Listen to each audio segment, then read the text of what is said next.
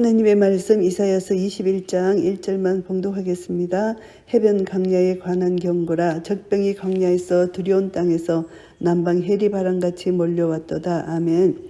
바벨론의 멸망에 대한 예언인데요. 해변 강야는 바벨론을 가리키는 상징적인 이름입니다.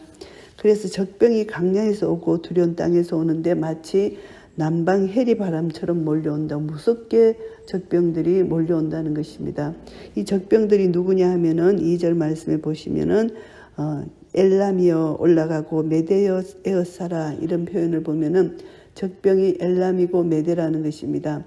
이들은 원래 바벨론과 연합군이었습니다. 그런데 지금은 적병이 되어서 바벨론을 공격하는 그런 것을 이제 초자연적인 것으로 예언이 된 거죠. 지금 이때는 그들이 연합군이었지만 나중에는 이들이 적병이 된다는 것이고요.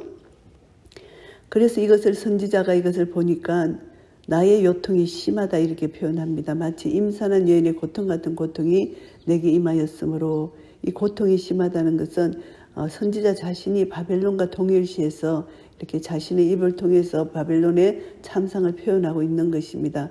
이 요통이 심하다는 것은 몸부림치는 그런 고통을 의미합니다. 그래서 내 마음이 진동하며 두려움이 나를 놀래며 희망의 서강이 변하여 내게 떨림이 되도다. 요통이 너무 심해서 희망의 서강이 변해서 떨림이 될 정도라는 것은 이제 이 고통이 저녁이 되면 좀 쉬고 안식할 수 있을까 이렇게 기대했는데 저녁 시간조차 두려움의 때로 변한다는 그런 시적 표현입니다. 그래서 희망의 서강이 변하여 내게 떨림이 되도다. 그 근심, 몸부리치는 고통을 여기서 이렇게 표현을 하고 있고요. 그들이 식탁을 베풀고 파수꾼을 세우고 먹고 마시도다. 너희 방백들아 일어나 방패의 기름을 바를지어다. 적군이 쳐들어오는데도 이들은 그 어떤 영적 상태냐 하면은 이들의 상태가 파수꾼을 세우는 한 가지 예방 조치만으로 모든 준비를 다 했다는 듯이 안심하고 아무 걱정 없이 연회에 빠져드는 이들의 모습을 볼 수가 있습니다. 전쟁 준비를 서두르지 않고 있습니다. 그래서 여기서 방패의 기름을 바를지어다 이렇게 표현을 합니다. 전혀 전쟁 준비를 하지 않기 때문에 방패의 기름을 바르지 않습니다.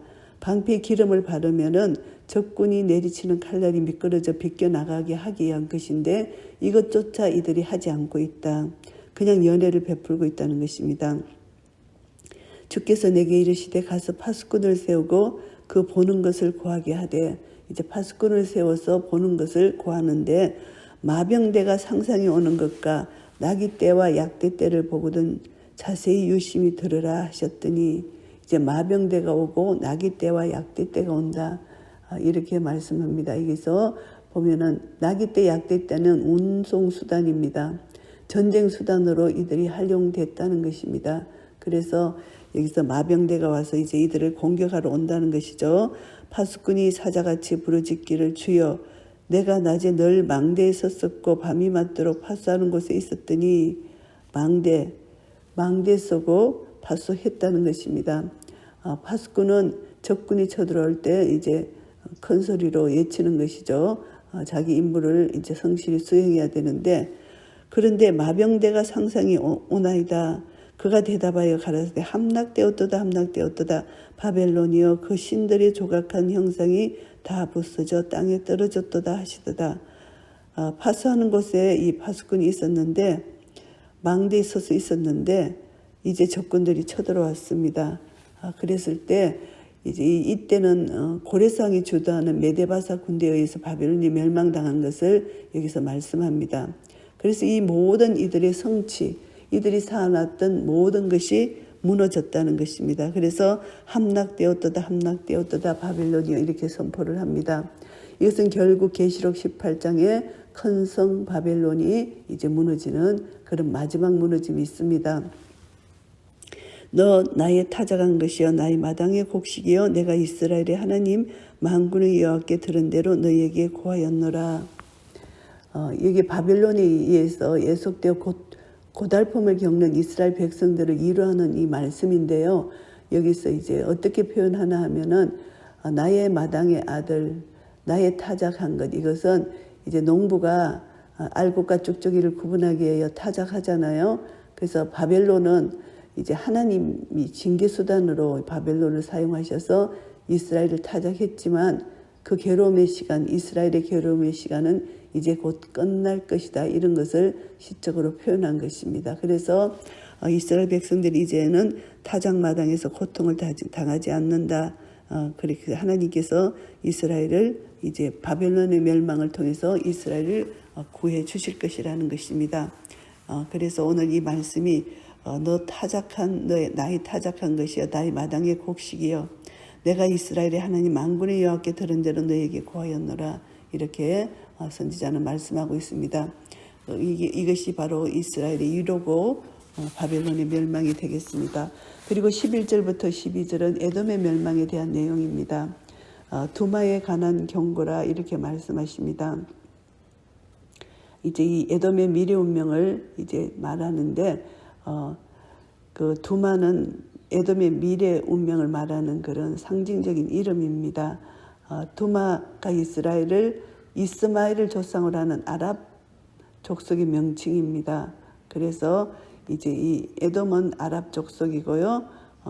사람이 세일에서 나를 부르되 파수꾼이여 밤이 어떻게 되었느냐 파수꾼이여 밤이 어떻게 되었느냐 이제 밤이 어떻게 되었느냐 이것을 두 번 반복해서 묻는데요. 밤이 얼마나 남았나 우리 고난이 언제 끝나느냐 이것을 묻는 것입니다. 이들이 너무 답답하고 고통스러운 질문이죠. 파수꾼이 말합니다. 아침이 오나니 밤도 오리라 내가 물으려거든 물으라 너희는 돌아올지니라 이렇게 말합니다. 아침이 온다. 의로운 자에게는 보상의 아침이 밝을 것이나 불의한 자에게는 형벌의 밤이 임할 것이라고 해석할 수가 있습니다. 밤은 재난의 시간으로 본다면 아침은 구원의 시간으로 볼 수가 있습니다. 그래서 구원의 때가 바벨론의 멸망과 함께 이 에돔에게 임할 것이다. 이렇게 경고를 하는 것입니다. 그 13절부터 17절까지는 아라비아에 대한 경고의 말씀입니다. 아라비아에 관한 경고라 바벨론의 파멸은 에돔뿐만이 아니라 인접한 아라비아에까지 영향을 미쳤습니다. 그래서 여기서 더단 대상이여 너희가 아라비아 수풀에서 유숙하리라 이 말씀은 이제 이들이 낙타를 타고 오가면서 원거리 상업에 종사한 사람인데 평상시에서 이제 통행하던 그런 길에서 쫓겨나서 수풀에서 언신처를 찾을 것이라는 이 말을 하는 것은 심각한 전쟁 상황을 여기서 암시하는 것입니다. 대마 땅의 거민들아 물을 가져다가 목마른 자에게 주고 떡을 가지고 도피하는 자를 영접하라. 전쟁 때문에 이 주민들에게 이렇게 최소한의 인간적인 동정심을 표시하는 행위잖아요. 이 도피자들의 비참함을 여기서 우리가 알 수가 있습니다. 그들이 칼날을 피하며 벤 칼과 당긴 활과 전쟁의 어려움에서 도망하였음이니라. 전쟁으로 이들이 도망했다는 것을 여기서 표현하고요.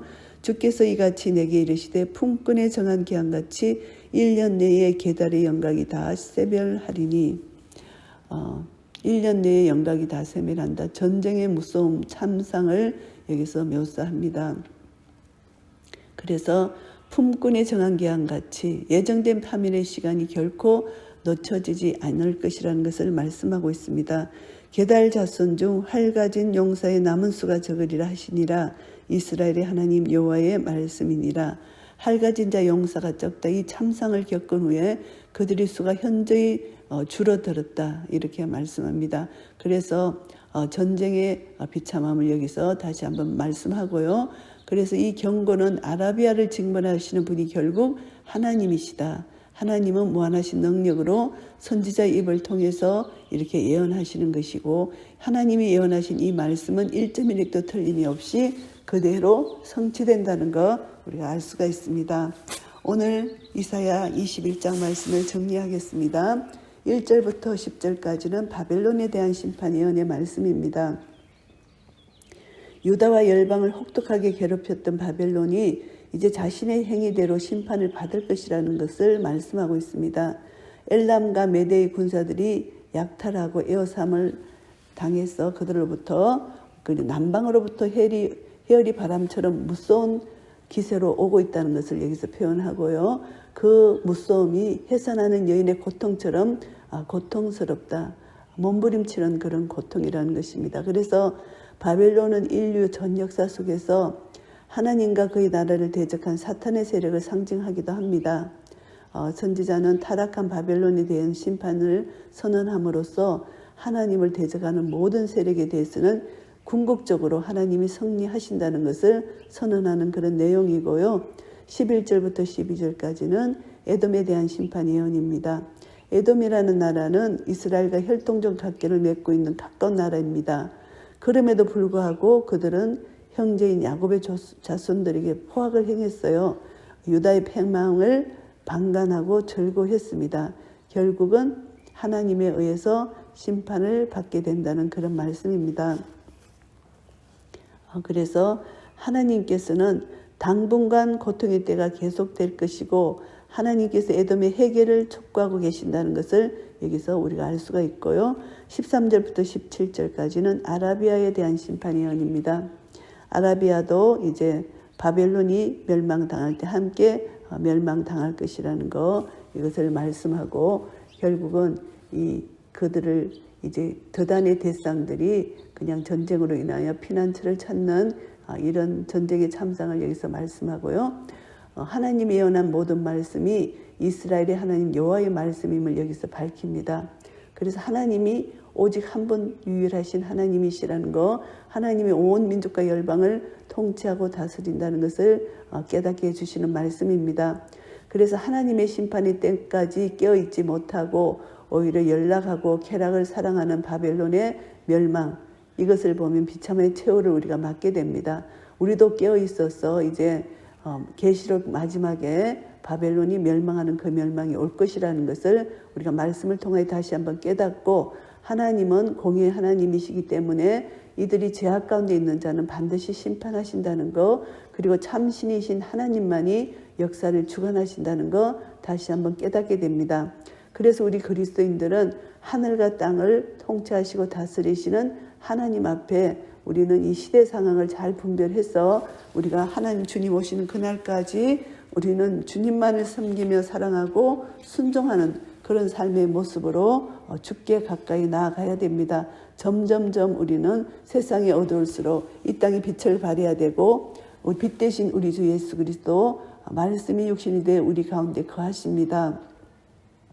그래서 우리는 이 생명의 말씀을 날마다 먹음으로 이 말씀 안에서 예수 그리스도의 빛을 이 땅에 발해야 되고, 이 땅의 어둠에 빛을 비출 때 그 어둠이 회개하고 주께로 나오는 그런 역사를 이룰 것입니다. 하나님께서 우리에게 주신 사명은 이제 곧 주님 심판주로 오시니까 이 땅의 어둠이 이제 우리가 비치는 빛을 통해서 어둠이 드러나고 그들이 회개함으로 이제 주님의 심판의 때에 그들이 정말 멸망당하지 않도록 그들이 하나님을 통해서 구원함을 얻을 수 있는 그런 우리는 복음의 사명을 감당해야 된다는 것을 다시 한번 깨닫게 됩니다. 심판당하면 이제 끝입니다. 그래서 심판당하기 전에 그들이 이제 구원받는 그런 은혜를 온 민족과 열방 가운데 우리는 그들이 한 명이라도 주께로 돌아오는 그런 구원의 역사가 있도록 우리는 기도하고, 하나님의 공의 하나님 앞에 날마다 거룩하고 정결하고 깨끗한 심령으로 주님만을 기리며 주님 말씀에 순종하고 주님께 더 가까이 나아갈 수 있는 거룩한 삶을 사는 한 분 한 분 되시기를 예수 그리스도 이름으로 축복합니다. 아멘.